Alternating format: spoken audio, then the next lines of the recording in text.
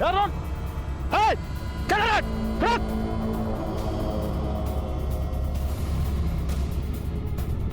रुक! रुक! रुक!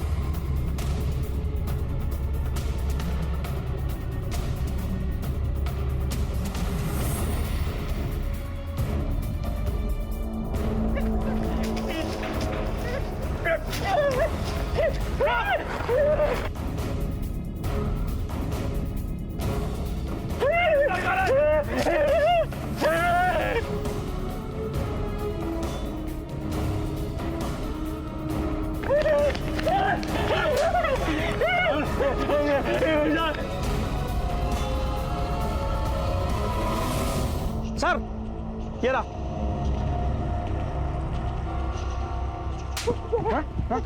बोल, क्या कर रहा था वहां पे? क्या कर रहा था? मैं कुछ नहीं किया। बोल। मैं कुछ नहीं किया साहब। क्या कर रहा था? साहब इसे जाने दीजिए, ये हल्दिया बेचारा पागल है, ये क्या बोलेगा। पागल है इसका मतलब लोगों को मार के खाएगा क्या? नहीं साहब, ये किसी को मार नहीं सकता और इस गांव में बहुत दिन से रहता है। कोई भी कुछ खाने को दे देता है तो ठीक है, नहीं तो कुछ भी जीव जंतु, मरा हुआ जानवर क्यों ना हो, कुछ भी खा के रह लेता साहब, लेकिन ये किसी को मार नहीं सकता। तुम्हारे यहाँ पे रोज हाजिरी लगाने की बात आई क्या? नहीं साहब, वो पड़ोस के गांव में जगराता था ना 7 दिन का, तो वहीं पे इसे खाना पीना मिल जाता था और अभी हफ्ते भर बाद तो ये दिखाई दिया है। जाओ चले के जाओ।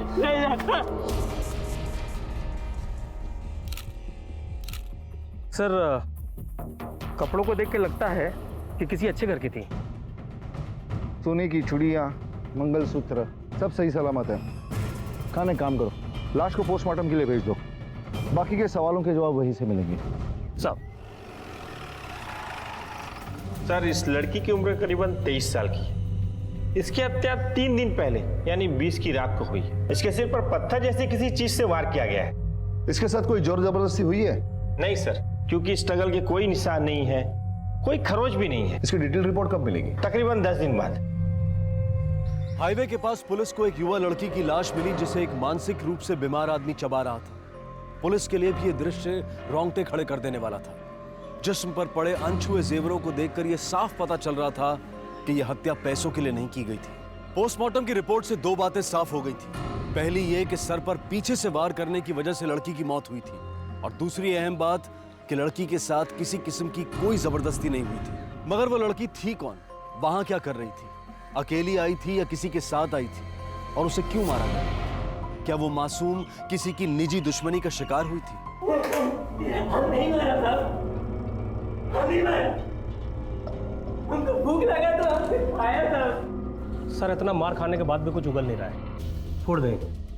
नहीं, रहने दो, थोड़ी हवा खाने दो, शायद सुर बदल दे। खान आसपास के पुलिस स्टेशन में पता करो, कहीं कोई मिसिंग रिपोर्ट तो दर्ज नहीं है। साहब, भूख लगा तो खाया थे साहब। सर, लाश का हुलिया समस्तीपुर के पुलिस स्टेशन में दर्ज एक मिसिंग रिपोर्ट से मिलता है। ये देखिए, 2 दिन पहले किसी भूषण सिंह नाम के आदमी ने रिपोर्ट लिखाई थी कि उनकी बहू नीलम 3 दिन से गायब है। बुलाओ ने। सर,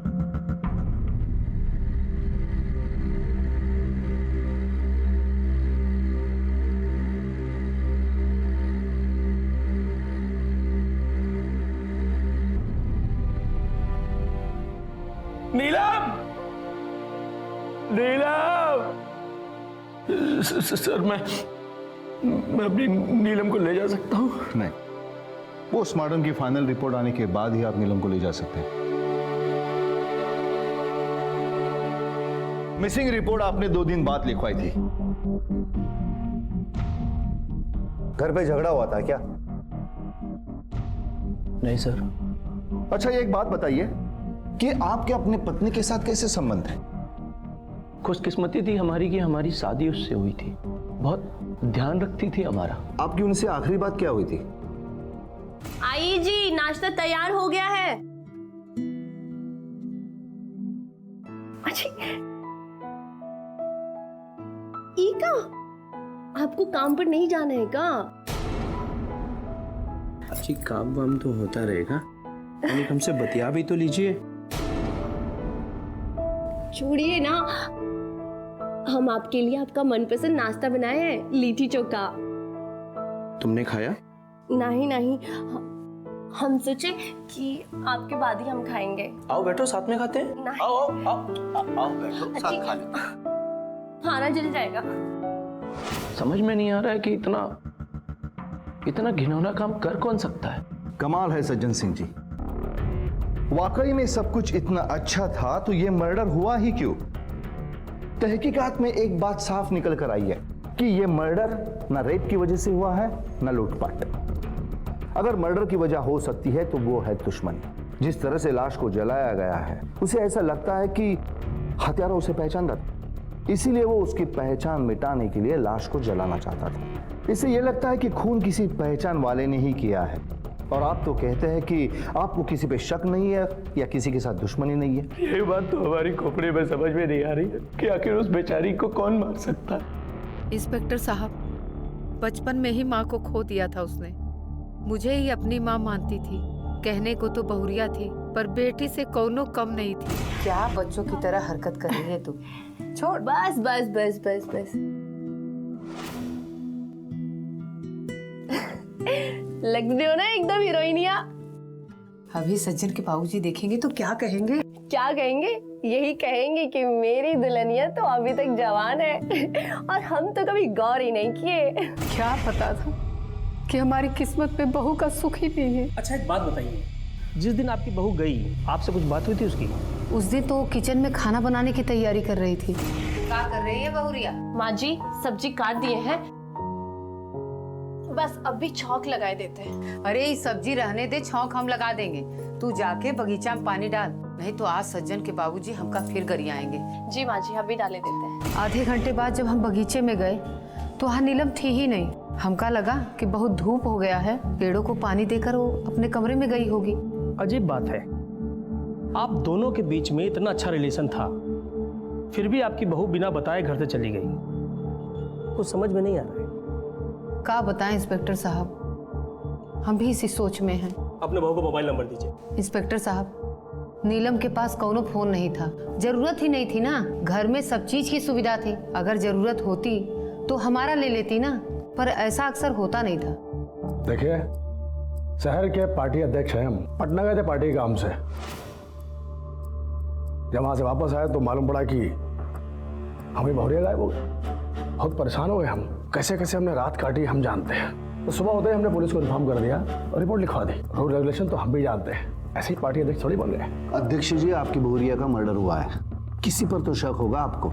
आपकी सियासत में कोई ना कोई तो ऐसा दुश्मन है जो आपके परिवार के साथ बदला लेना चाहता है। हमारा पूरा लाइफ सबके सामने है, ओपन है। पब्लिक हमें बहुत लाइक करती है, बहुत प्यार करती है। हमारे ख्याल में तो ऐसा कोई भी नहीं है। वो तो है, पब्लिक आपको लाइक करती है, पर कोई ना कोई तो ऐसा है जो आपकी बहू नीलम को डिसलाइक करता है, वरना आज आप यहाँ नहीं होते अध्यक्ष जी। 20 तारीख को आप कहाँ पे थी? सर हम उस दिन कॉलेज गए थे, मेरा एक्स्ट्रा लेक्चर का क्लास था। और जैसे ही हम कॉलेज से घर लौटे तो माँ ने कहा कि नीलम भौजी घर में दिखाई नहीं दे रही। तो मैंने कहा अरे चिंता काहे करती हो, जहाँ होगी आ जाएगी। वो मेरी भौजी ना थोड़ी सोशल टाइप थी, तो मुझे लगा कि आस पड़ोस में चली गई होगी। लेकिन जब बहुत देर तक नहीं आई तो मुझे भी उसकी चिंता सताने लगी। फिर पता चला कि वो तो हमें हमेशा हमेशा के लिए छोड़कर चली गई। Sorry sir. आप दोनों ननद भौजाई के बीच में रिश्ता कैसा था? सर ननद भौजाई का तो रिश्ता था ही नहीं, हम तो एकदम फ्रेंडली थे सर, बहनें जैसी। फिर भी आपको पता नहीं वो कहाँ जा सकती है? कोई रिश्तेदार, कोई पड़ोसी? सर हम उनसे कभी कुछ पूछते नहीं थे, वो हमसे बड़ी थी ना। क्या आपने उसके परिवार वालों को उसके गुमशुदगी के बारे में इन्फॉर्म किया था? इतना बड़ा बात हो गया कि हम उसको इन्फॉर्म नहीं करेंगे? रदीपुर में है उसका मायका, अम्मा तो उसकी है नहीं, सिर्फ बाप है। खबर सुन के बहुत शौक हो गए वो। ठीक है सिंह साहब, अभी आप जा सकते हैं, लेकिन ये पटना वटना मत जाइएगा, क्योंकि हमें आपकी फिर से जरूरत पड़ सकती है। अब दरोगा की बात कौन टाल सकता है? नमस्कार। रदीपुर में है उसका मायका, अम्मा तो उसकी है नहीं, सिर्फ बाप है। सर। खान, हमारा थाना क्षेत्र सुल्तानगंज समस्तीपुर और राधेपुर के बीचों बीच है, और नीलम की लाश राधेपुर के नजदीक मिली है। यानी कि यह मुमकिन है कि नीलम अपने बाप के घर जा रही हो या वहां से वापस लौट रही हो, उसी समय यह हादसा हुआ होगा। मगर जब तक हम किसी नतीजे पर नहीं पहुंचते तब तक हमें उनकी बातों को सच मानना पड़ेगा। नीलम अपने मायके गई थी या नहीं गई थी, ये तो हमें उसके मायके से ही पता चलेगा। खान, नीलम के ससुराल के सभी फोन नंबर्स के रिकॉर्ड्स निकलवाओ।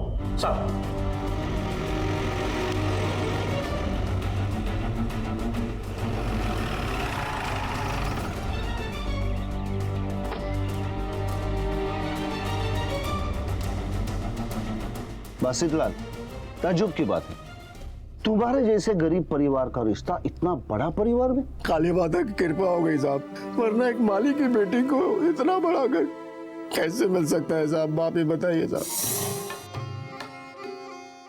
बेटिया, काली माता तुम्हारी झोली हमेशा खुशियों से भरे। आज अगर तुम्हारी माँ होती ना तो बहुत खुश होती। ए फुलवा, आज अगर तुम भी होती ना तो इतना बड़ा घर में शादी नहीं होती हमारी नीलू की। यहाँ बहन जी, हमारी बेटी का ख्याल रखना। अभी तक हमारी एक बेटी थी, अब हमारी 2 हो गई हैं।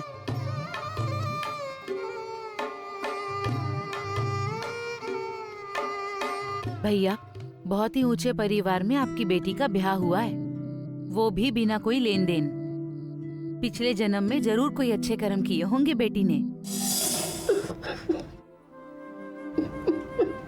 अच्छा, ये शादी तेरी मर्जी से हुई थी कि तेरी बेटी की मर्जी से? लड़का लड़की एक दूसरे को जानना तो बहुत दूर की बात है सर। एक दूसरे को देखा तक नहीं था। हमने जहाँ बोला वहाँ हमारी बेटी ने शादी कर ली साहब। लाखों में एक थी हमारी बेटी साहब।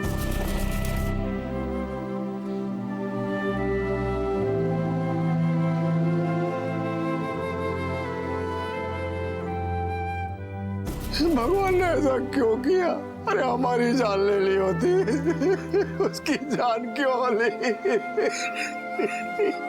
कोई नहीं जानता था कि दरअसल उस रात को क्या हुआ था। नीलम के ससुराल वाले उसकी तारीफें करते नहीं थकते थे। उसका पिता भी मानता था कि नीलम के ससुराल वाले देवता थे। एक अच्छी बेटी, अच्छी बहू, मिलनसार, किसी से कोई बैर नहीं, लेकिन फिर भी उसे मार दिया गया। सर के पीछे के घाव के अलावा जिस्म पर कोई खरोच तक नहीं थी। क्या वजह हो सकती थी उसे मारने की? किसे फायदा हुआ होगा उसकी मौत से? हर बीते दिन के साथ रहस्य गहराता जा रहा था। तमाम कोशिशों के बावजूद भी पुलिस की समझ में कुछ नहीं आ रहा था। क्या तहकीकात के दौरान पुलिस ने किसी अहम सबूत को नजरअंदाज कर दिया था? क्या कुछ ऐसा था जो नाक के नीचे होने के बावजूद भी दिखाई नहीं दे रहा था?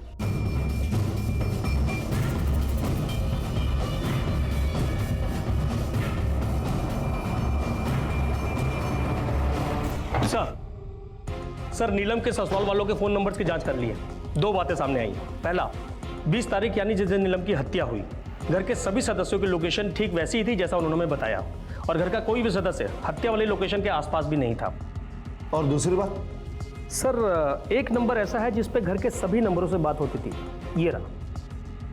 जिस दिन नीलम गायब हुई थी उस दिन इस नंबर पे आखिरी बार कॉल गया था। उसके बाद इस पे अभी तक कॉल नहीं हुआ है सर। और सर, एक खास बात कि इस नंबर पे जितने भी कॉल्स हुए हैं सब आउटगोइंग थे, इनकमिंग एक भी नहीं था। ये नंबर तो इस डूबते केस के लिए तिनका साबित हो सकता है। इस नंबर का नीलम की हत्या के साथ कोई ना कोई संबंध तो जरूर है। हो सकता है कि नीलम के ससुराल का कोई आदमी इसमें शामिल हो और वो किसी प्रोफेशनल हत्यारे के टच में हो। वैसे ये नंबर है कहां का? राधेपुर का है सर। लगाओ तो देखिए किसका है। सर, कई बार फोन लगाया लेकिन उठाता नहीं है।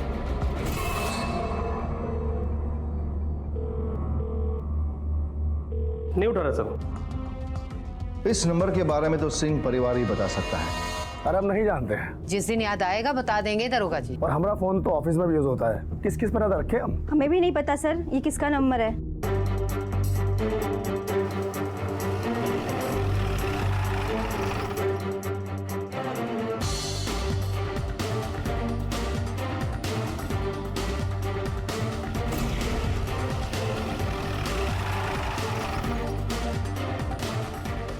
शिवा, तेरा नाम है? जी साहब। समस्तीपुर के भूषण सिंह को जानते हो? क्या रिश्ता तुम्हारा उससे? पहले था साहब, अभी कोई रिश्ता नहीं है। तो फिर वो लोग तुमको फोन क्यों करते हैं? तुम खास हो उनके? ना तो हम उनके खास हैं और ना ही वो सब हमको फोन करते हैं। सिर्फ नीलम हमको फोन करती है। चलो ले चलो इसे अंदर, चलो उसको उठा लो। अरे साहब साला अंदर डाल उसको। अरे साहब सच सच बता वरना बहुत पिटाएगा। बोल।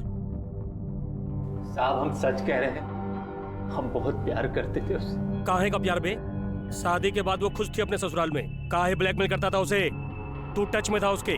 बोल सब कुछ सच। अरे साहब हम कह रहे हैं ना, मुझसे बहुत प्यार करते थे, ब्लैकमेल काहे करेंगे साहब आप? अच्छा तो वो फोन क्यों करती बार बार? उसने पैसा देना बंद कर दिया इसलिए घर से बाहर बुलाकर उसको मार डाला, या उसने रिश्ता रखने से मना कर दिया इसलिए उसकी जान ले ली? अरे नहीं साहब नहीं, ये झूठ है साहब, ये झूठ है। आवाज नीचे, पुलिस स्टेशन है, तेरा घर नहीं। देख तेरी भलाई इसी में है, सब कुछ सच सच बता दे हमें। सर आप कुछ देख लिए, इसको मेरे पास छोड़ दीजिए, सब उगलवा दूंगा। हमें कितना भी मार ले, कितना भी डरा धमका ले, यही सच है कि हम दोनों एक दूसरे से बहुत प्यार करते थे। हाँ ये बात अलग है, नीलम आप भी खुश नहीं थी, उस पर बहुत अत्याचार होता था साहब आप, बस इसीलिए वो हमें फोन करती थी। फोन छीन लिया है, कहते अपने बाप के अलावा किससे बात करेगी, इसलिए तो कभी इसके और कभी उसके फोन से फोन करती हूँ। अरे हमने तुमसे पहले ही कहा था, काहे छोड़ छाड़ के सब कुछ वापस नहीं आ जाती है। हाँ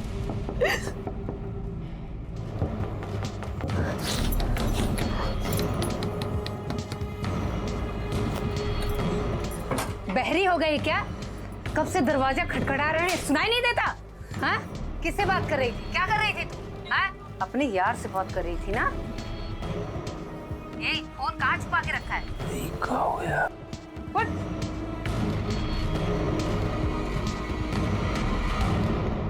अब की बार दरवाजा बंद करके बैठी ना तो तेरे हाथ पैर तोड़ दूंगी। तो कोई लाट साहब नहीं है जो दरवाजा बंद करके बैठेगी, और दोबारा ऐसी गलती की ना तो तेरी ये जो गोरी चमड़िया है ना छील के रख देंगे, समझी? पकड़ लाट।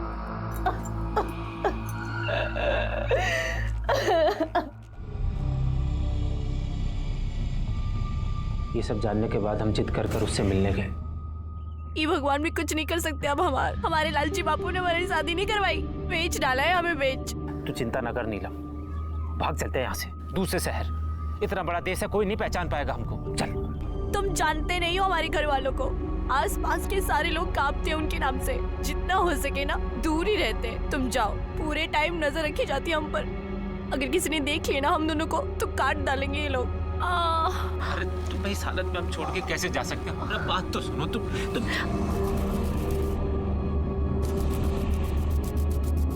अच्छा तो मंदिर के नाम से ये सब हो रहा है भौजी? भैया और बाबूजी को पता चल गया ना तो सीधा देव दर्शन करा देंगे वो।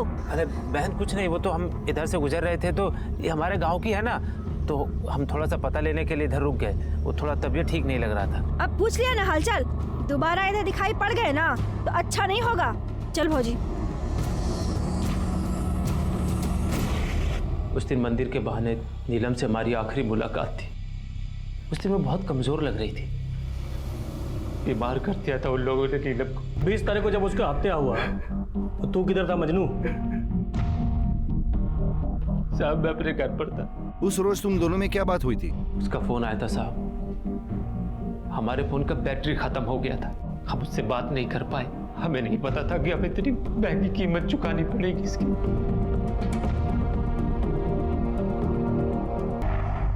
सर ये शिवा या नीलम के ससुराल वालों में से कोई एक झूठ बोल रहा है।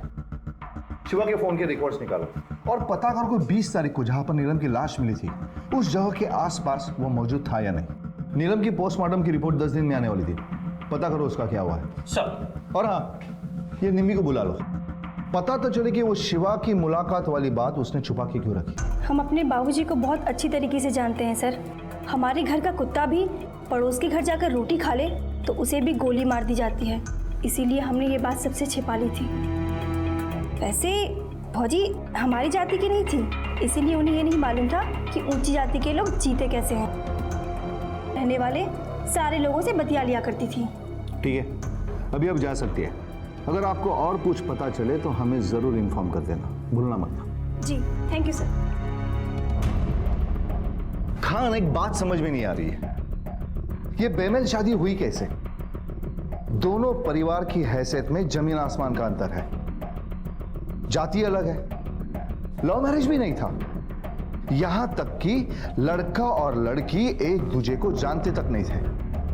बिल्कुल ठीक सर, दाल में जरूर कुछ काला है। सर ये सज्जन भूषण सिंह का इकलौता बेटा है, हाथ पांव भी उसके सही सलामत है और कमाता भी अच्छा है। परिवार की हैसियत भी थी और दबदबा भी। इनको अपनी जाति में और हैसियत के हिसाब से लड़की मिल सकती थी, लेकिन ऐसा हुआ नहीं। सर ऐसा भी हो सकता है कि प्यार में ठुकराया हुआ आशिक शिवा जानबूझ के मनगढ़ंत कहानी बना रहा हो बदला लेने के लिए। हो भी सकता है और नामुमकिन भी हो सकता है, क्योंकि बात कहीं ना कहीं शादी पे ही आ रही है। खान, पता करो ये शादी किसने करवाई थी। हो सकता है इस कत्ल का राज इस शादी में छुपा हो।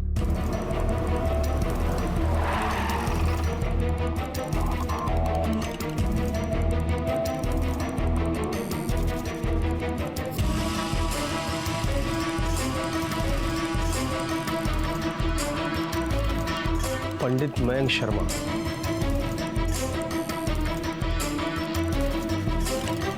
कैसे पहचानते हैं पंडित जी? हाँ हाँ दरोगा जी, ये लड़की के ब्याह तो हम ही कराए थे। इसके बाप के पास तो चवन्नी नहीं थी, कैसे जमी जोड़ी? वो कहा है ना दरोगा जी कि सिंह साहब के पत्नी के बनाए सांचे में ये लड़की एकदम फिट बैठती थी। सांचा? कैसा सांचा? जी दरोगा जी, सिंह साहब की पत्नी जो चाहती थी वो सुन के तो हम भी चौंक गए थे। लड़की तो ठीक है पंडित जी, पर लड़की के कुंडली से ज्यादा जरूरी है दोनों का ब्लड ग्रुप मैच होना। Blood group? एक बार ब्लड ग्रुप मैच हो गया ना तो हमें ना जाति पाति की परवाह है और ना ही दहेज की और ना ही हैसियत की। समझ गए ना पंडित जी? वो कहा है ना दरोगा जी, नीलम देखने में भी अच्छी थी और उसका ब्लड ग्रुप भी मैच कर गया था, इसीलिए 15 दिन के अंदर ही ब्याह हो गया। मतलब अब समस्तीपुर में भी ब्लड ग्रुप मैच करके शादी होने लगा है। बड़े लोग हैं, उनके चोचले भी अलग हैं। वैसे दरोगा जी 7 लड़कियों का ब्लड ग्रुप टेस्ट हुआ था, तब जाके ये नीलम फाइनल हुई थी। शिवा नीलम से प्यार करता था, ये बात उसने खुद पुलिस को बताई थी, लेकिन नीलम पर ससुराल में अत्याचार होता था ये नई बात पुलिस को पता चली थी। लेकिन ये बात एक असफल प्रेमी की मनगढ़ंत कहानी भी हो सकती थी। पुलिस को जो बात सबसे ज्यादा विचलित कर रही थी वो थी लड़कियों का ब्लड टेस्ट। बड़े बड़े शहरों में आज भी ब्लड टेस्ट करवाकर शादी करवाने का चलन शुरू नहीं हुआ है, तो फिर समस्तीपुर जैसी छोटी जगह में ऐसा होना निश्चित रूप से हैरानी की बात थी। पुलिस को शक होना लाजमी था, लेकिन वो अब भी अंधेरे में थे, कोई लीड्स भी नहीं मिल रही थी। और हत्या के दिन नीलम के ससुराल वाले कहां पर थे इसकी जानकारी भी उन्होंने एकदम सही दी थी। मगर जो दिखाई दे रहा था क्या वही सही था या फिर ऊपरी सतह के नीचे कुछ छिपा हुआ था? अरे क्या मजाक करते हैं इंस्पेक्टर साहब, का आप नहीं जानते? अरे आजकल तो डॉक्टर भी कहते हैं कि कुंडली से ज्यादा जरूरी है खून का मैच करना। हमें तो जात पात की कोनो चिंता है नहीं, और आप तो जानते हैं सज्जन के बाबू इस शहर के अध्यक्ष हैं और वही ना सबको राह दिखाएंगे जात पात दहेज से मुक्ति की। और फिर हमें एक सुंदर सुशील बहू चाहिए थी, वो तो नीलम में था ही, चाहे तो इससे पूछ लीजिए। पानी लीजिएगा? No thanks. ठीक है, हमें जब भी आपकी जरूरत पड़ेगी हम लोग आपको तकलीफ देंगे। निम्मी का कहना है कि उसकी भाभी बहुत सोशल टाइप की थी। कोई तो ऐसा होगा कि जिसके साथ वो अपने मन की बात करती होगी। खान, तुम इस तरफ जाओ, मैं इस तरफ पता करता हूँ। सर,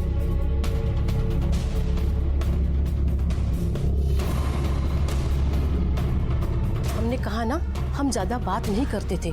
देखिए आपको किसी ने हमारे साथ देख लिया ना तो गजब हो जाएगा। हम जावत है।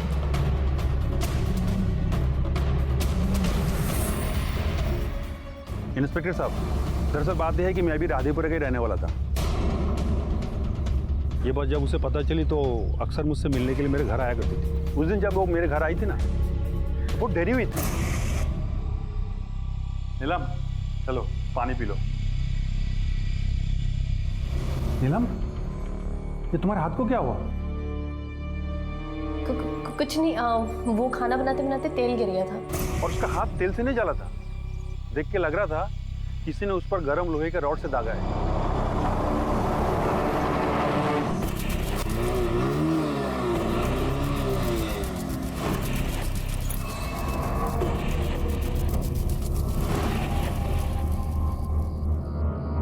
कहाँ जा रही थी? भाई साहब एक मिनट देखिए, मेरी बात सुनिए। दरअसल क्या है कि इनका हाथ जल गया था और आप लोग घर पर कोई थे नहीं।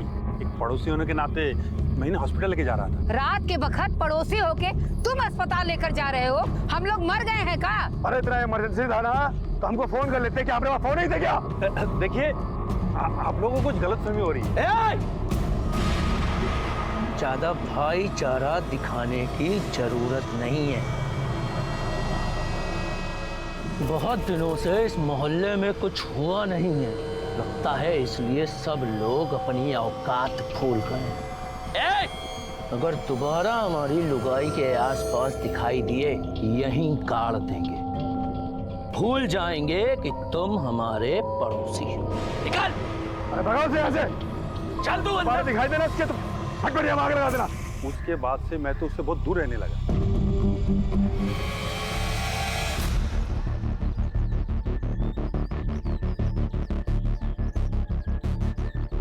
हाँ, कभी कभी बात तो होती थी, मगर किसी परेशानी में है ऐसा उसने कभी बताया नहीं। हाँ साहब, बहुत अच्छी औरत थी और सब हर मंगलवार और शनिवार को आया करती थी। कोई खास बात जो आपने देखी हो? नहीं साहब, हम तो भगवान की सेवा में ही लगे रहते हैं, समय ही कहाँ मिलता है। अभागन थी, इतनी सी उम्र में चली गई, मगर भूषण सिंह के खानदान के लिए वो जादू की छड़ी थी। जादू की छड़ी? और नहीं तो कहा साहब, भूषण सिंह का बेटा तो बचपन से ही बीमार रहता था, पर जब से उसकी शादी हुई और वो बाहर से घूम कर आया, उसकी किस्मत ही बदल गई। एकदम भला चंगा हो गया, जैसे उसे कुछ हुआ ही ना हो। ऐसा कौन सा बीमारी था उसे? पता नहीं साहब, सूखता जा रहा था, ऐसे लगता था जैसे ज्यादा दिन जिएगा नहीं, लेकिन अब तो वो एकदम मुटिया गया है। धन्यवाद। ऐसी कौन सी बीमारी है जो शादी के बाद तुरंत ठीक हो गई? ऐसा कौन सा खास ट्रीटमेंट मिला उसको शादी में? सर, ये नीलम के ससुराल वाले जरूर कुछ छुपा रहे हैं। और ये शिवा, नीलम का दोस्त, उसकी बातों में कुछ तो सच्चाई जरूर है।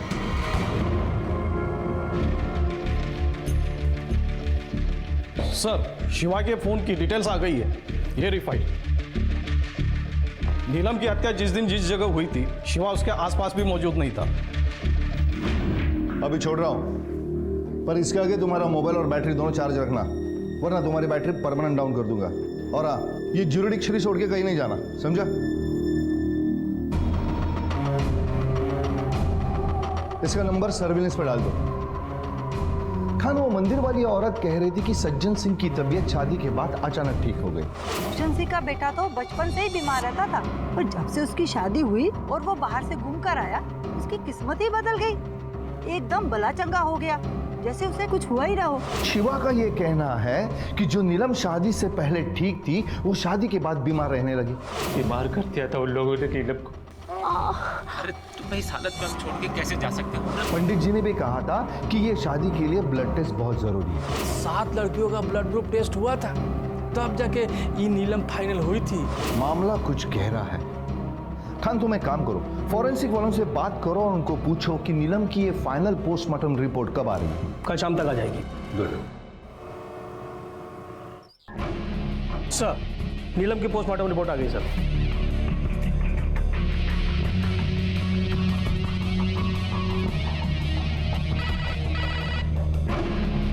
हेलो डॉक्टर, मैं इंस्पेक्टर जोशी बोल रहा हूँ। हाँ जी बोलिए। नीलम की पोस्टमार्टम रिपोर्ट अभी देखी मैंने। आप ये क्या कह रहे हैं? अरे श्योर?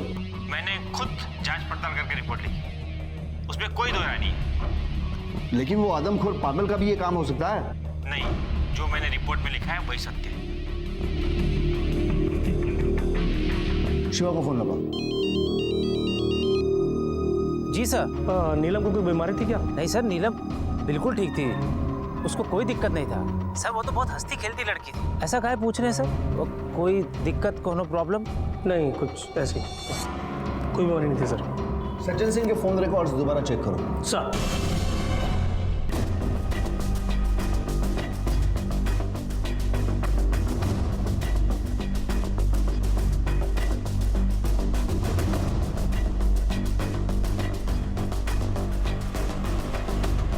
सर, मुजफ्फरपुर के निधि आरोग्य संस्थान का डॉक्टर 3 महीने से लगातार सज्जन सिंह के संपर्क में था। ये देखिए।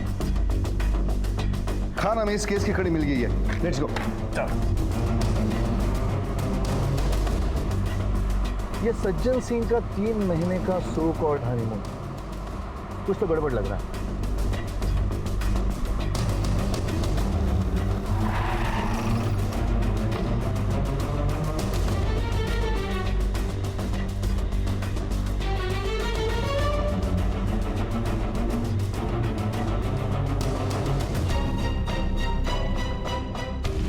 इंस्पेक्टर साहब, ये सब नीलम की मर्जी से हुआ है।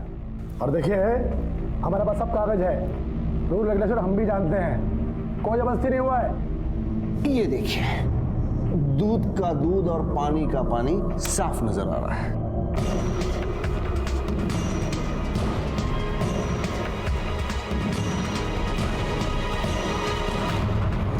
आप लोग नीलम को बेहोशी की हालत में अस्पताल ले गए।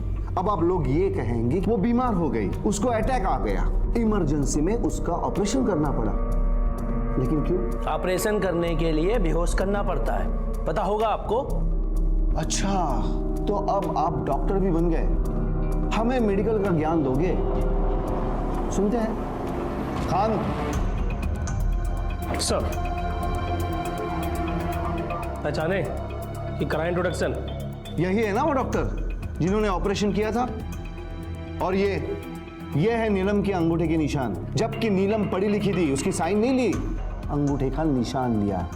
क्यों? हमने कोई धोखा नहीं दिया इंस्पेक्टर साहब। शादी से पहले उसके बाप से इस बारे में साफ साफ बात हुई। तो बसंत लाल, ये तय हो गया कि तुम्हारी बेटी से हमारे बेटवा की शादी में ना तो हम कोई दहेज लेंगे, ना ही तुम्हारा 1 भी रुपया खर्च होने देंगे। सारा खर्चा हम उठाएंगे, ऊपर से तुमको 20,000 रुपया भी देंगे। लेकिन शादी के बाद तुम्हारी बेटी 1 किडनी अपने पति को दान देगी। जी जी जी जी, बिल्कुल बिल्कुल बिल्कुल। लेकिन हमारी एक प्रार्थना है आप लोगों से, अगर 20 का 50,000 कर देते तो।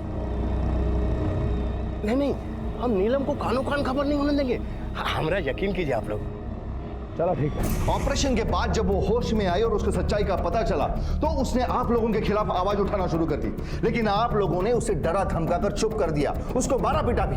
आखिर में उसका पूरा इस्तेमाल करके आप लोगों ने उसका मर्डर प्लान किया। नहीं, ये झूठ है सर। उसकी हत्या हमने नहीं की, मैं तो खुद उसे सब कुछ बता दी थी। आपने हमारे साथ इतना बड़ा धोखा कैसे किया?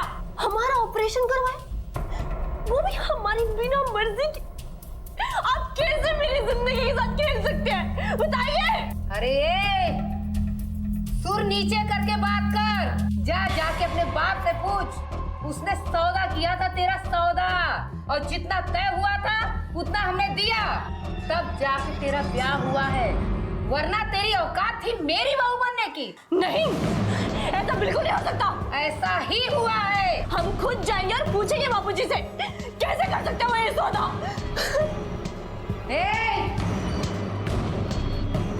सुन, अगर गई ना तो दोबारा लौट के बताना। ये 1 वे ट्रैफिक है।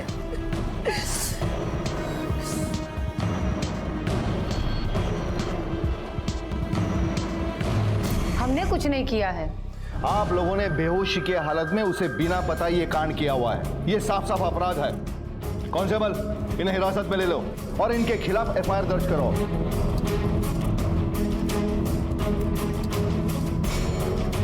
अब सवाल यह है कि नीलम का हत्यारा कौन? ये सब उस ससुरे शिवा नाम के लड़के का कसूर है। उसी ने मारा है उसे।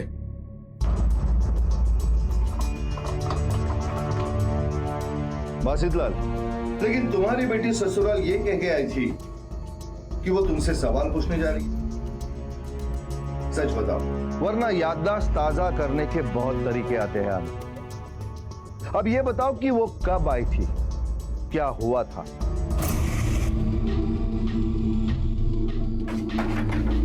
दरवाजा खोलो, दरवाजा खोलो।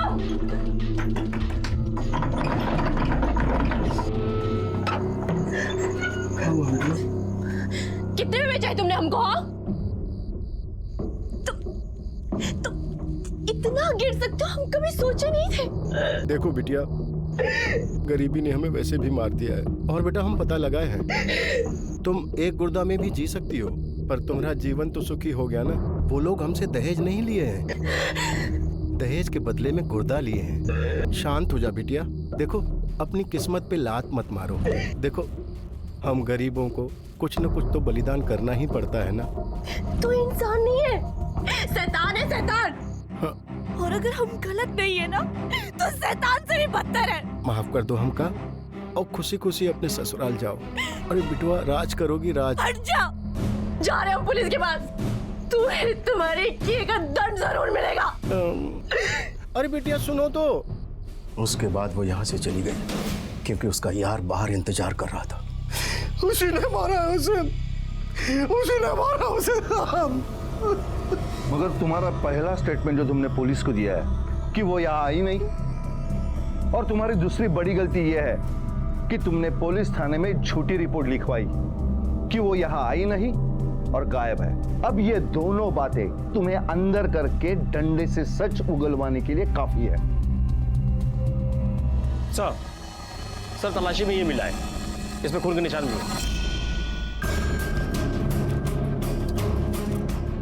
अब क्या कहोगे तुम?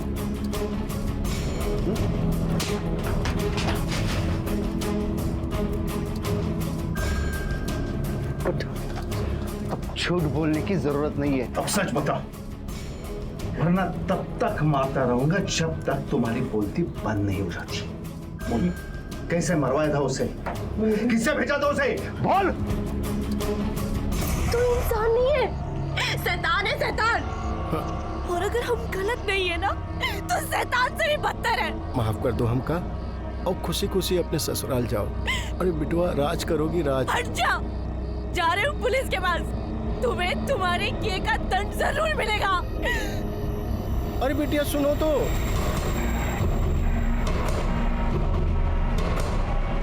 मेरी बात तो सुनो बिटिया। अरे क्या करने जा रही है तू? अरे रुक जा, अरे रुक जा बेटा। काहे अपनी और हमारी जिंदगी खराब कर रही है? सुखी रहेगी बेटा, रानी बन के राज करेगी।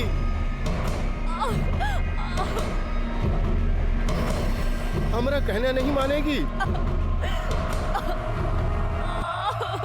अरे रुक जा। नहीं रुकेंगे हम, तुमको सजा दिलाकर ही रहेंगे। अरे क्या करने जा रही है तू? अरे रुक जा, अरे रुक जा बेटा।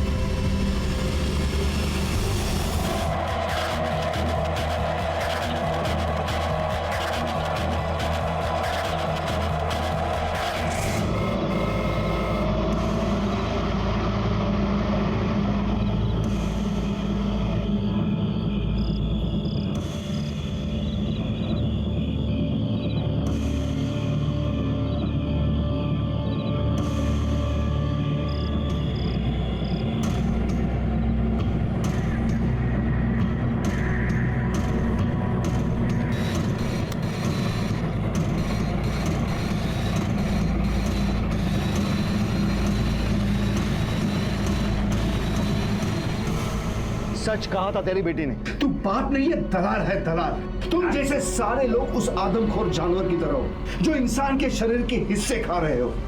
अब पीसो जेल में चक्की। और मर्डर, कॉन्स्पिरेसी ऑफ मर्डर और इलीगल ऑर्गन ट्रांसप्लांट, समझे? इंसान के कर्म ही उसका नसीब तय करते हैं। बसंत लाल की शराब पीने की और दौलत की लत ने उसे इतना अंधा कर दिया था कि उसने अपनी ही बेटी की किडनी को दहेज के बदले बेच दिया।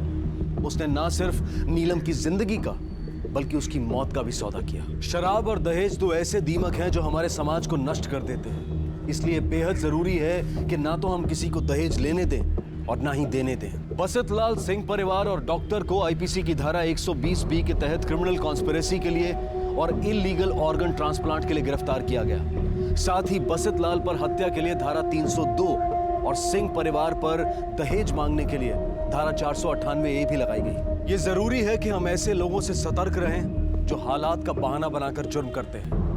अब मैं अनूप सोनी आपसे विदा लेता हूं। फिर मुलाकात होगी अगले एपिसोड में और खुलासा करेंगे एक और जुर्म का। तब तक अपना और अपने परिवार का ख्याल रखें और देखते रहें क्राइम पेट्रोल डायल 100। सबक एक को, सीख हम सबको। जय